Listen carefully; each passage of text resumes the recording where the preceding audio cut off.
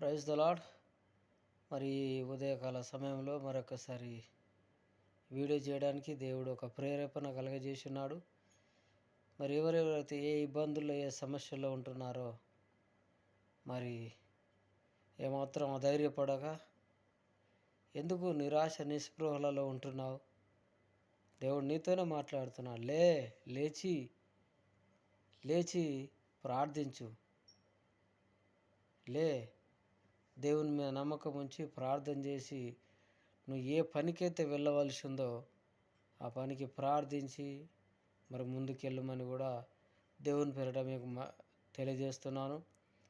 అధైర్యపడద్దు. ఏమాత్రం ఎన్ని కష్టాలు వచ్చినా ఎన్ని శ్రమలు వచ్చినా బైబిల్ని మనం ఆధారం చేసుకుంటే మరి అందులో ఉన్నటువంటి ప్రవక్తలు, దేవుని యొక్క సేవకులు మరి వాళ్ళు క్లిష్టం పరిశ్రమ అంటే ఎలాంటి కష్టమైనటువంటి పరిస్థితుల్లో వాళ్ళు ముందుకు వెళ్ళినట్లుగా మనం చూస్తున్నాము.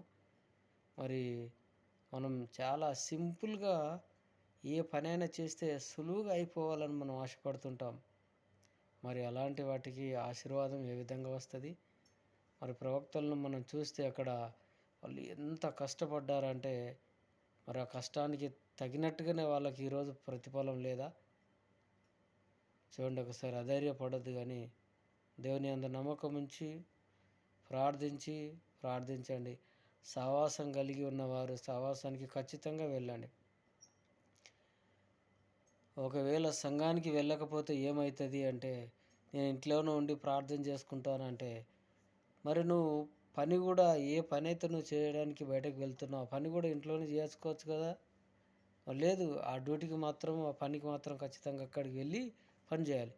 దేవుని సన్నిధి అనేసరికి ఏమో ప్రార్థన చేసుకొని ఇంట్లోనే ఉండి ప్రార్థన చేసుకుంటానంటారు. ఆ విధంగా కాదు, కానీ ఖచ్చితంగా నువ్వు ఏ పని ఎక్కడ చేయవలసింది అక్కడ చేస్తేనే బాగుంటుంది. కనుక దయచేసి మీ అందరికీ నా రెండు చేతులు ఎత్తి మీకు అందరికీ నమస్కారం చేస్తున్నాను. ఖచ్చితంగా మరి వెళ్ళండి. ఆత్మీయ జీవితంలో మరి ఎదగండి. దేవుని యొక్క ఆశీర్వాదం పొందుకోండి. ఏమాత్రం అధైర్యపడద్దు. మరి దేవుని యొక్క అభిషక్తులు అనేక మంది ప్రార్థిస్తున్నారు. సేవకులు, ప్రవక్తలు, అపోస్తలులు మరి అనేక మంది ప్రార్థిస్తున్నారు. వారి యొక్క ప్రార్థన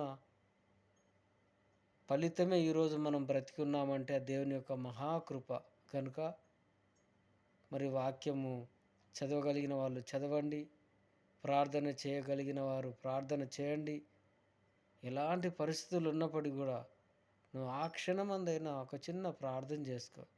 యేసయ్యా అని ఒక్కసారి నువ్వు ఏ పరిస్థితుల్లో ఉంటున్నా, ఏ ఇబ్బందుల్లో ఉంటున్నా, నువ్వు ఏ ప్రమాదంలో ఒకవేళ పడబోతున్నావేమో ఆ ప్రమాదంలోనే అక్కడి నుంచి మరి యోనా ఒక ప్రమాదంలో ఒక చేప కడుపులోకి వెళ్ళిపోయినప్పుడు ఇక బయటికి రాలేను అనుకున్నటువంటి పరిస్థితులు అప్పుడు ఆయన ఒక మాట అంటున్నాడు, నీ పరిశుద్ధాలయం తట్టు మరొకసారి చూడాలనుకుంటున్నాను, నన్ను ఇక్కడి నుంచి బయటకు విడిపించమని ఒక ప్రార్థన ఒకసారి చేయండి.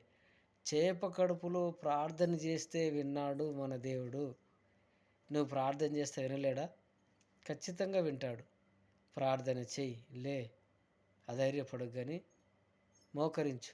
ఇప్పుడే మోకరించి ప్రార్థన చేసి నువ్వు ముందుకు వెళ్ళు. దేవుడు ఖచ్చితంగా నీకు సహాయం చేస్తాడు. Praise the lord.